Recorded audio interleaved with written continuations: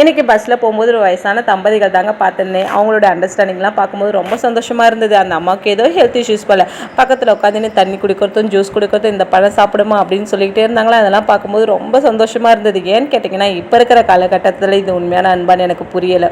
ஒருவேளை உண்மையான அன்பு வயசான காலத்தில் தான் வருமானு எனக்கு தெரியலை. ஈவினிங் போல் அப்பா பிள்ளையும் கிரிக்கெட் விளையாடினாங்களா, அதெல்லாம் பார்க்கும்போது ரொம்ப ஆசையாக இருந்தது. நமக்கு விளையாட வருதோ வரலையோ உள்ளே இறங்கி விளையாடி பார்த்துடலாம் அப்படின்னு சொல்லிட்டு ஒரு ஓவர் போல் விளையாடினா, ஆனால் ஒழுங்காகவே விளையாடலப்பா.